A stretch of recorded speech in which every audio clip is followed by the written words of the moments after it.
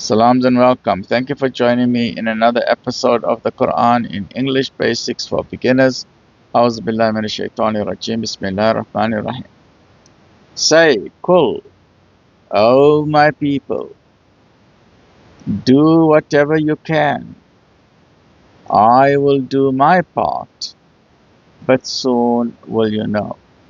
The Prophet Mohammed, peace and blessings be upon him, went through a great deal of persecution from his very own people. These were his country people. These were the people he grew up with. They were family, they were friends, they were people in the community, and they knew him from the time he was born in Mecca. So for 40 years before he received the prophethood, they knew him as the most outstanding person in the Meccan community, the person with the highest morals and ethics and personal integrity, so honest and so trustworthy that they gave him a nickname called Al-Amin, the most trustworthy and the honest person. Even the enemies called him Al-Amin. In fact, what's very interesting and curious is that even though his very own country people, led by the chieftains of Mecca, they started a persecution and propaganda campaign against the Prophet Muhammad sallallahu alaihi wasallam and the early Muslims, they knew that there was no one more honest than him in the entire Arabian Peninsula. And even his enemies left their valuables with him.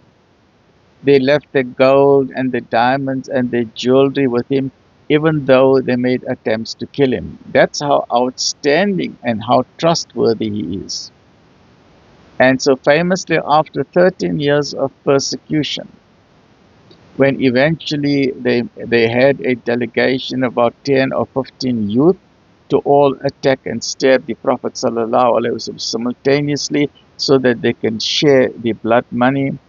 Then the Prophet ﷺ managed to escape with his best friend Abu Bakr Siddiq radiallahu anhu and went on that famous journey of the Hijrah. So instead of going north immediately towards Medina to confuse the persecutors, he went south, and then he went in a southwesterly direction and then northwesterly direction until he eventually turned northwards and then northeast eventually towards Medina. But before he left, he told his cousin and future son-in-law Ali bin Abi Talib radiallahu anh, he showed him all the various parcels of money and gold and jewelry and diamonds which the people of Mecca had left with him. And including in those parcels were also the parcels from his enemies who want to kill him. Now, a weaker soul, imagine it's yourself or myself or anybody else. You know what someone else would have done? They say, hey, these guys want to kill me. I'm going to take their money and I'm going to run away. They must go fly kite. But no, this we are talking about the most outstanding person on the face of the earth, straight like an arrow, morally acute, of the highest integrity. And what he did, he said, even though these people want to kill me, they've got an assassination attempt on me, but I've got a responsibility. I've got an amanah. They've left their wealth with me, and I've got to return it. So before he went on his escape, he told Ali radiallahu anhu that this parcel belongs to that guy. This parcel belongs to that guy. He was like basically the bank in those days. And so he ensured that everything, all the assets, the wealth, and the treasures were returned to the various people. There's no other person like this that we can think of on the face of the earth, right? So he had so much love and care and concern for his people, even though they want to persecute him. And all that he said, I'm simply sharing the news with you. I'm sharing the truth with you. I'm not forcing you. Yet they tried to bribe him. They said, we can make you our leader. We'll get you as many women as you want. We'll make you the richest man that you want. He was not interested in any of those things. He said, my reward is from the Creator Supreme. I don't want your money.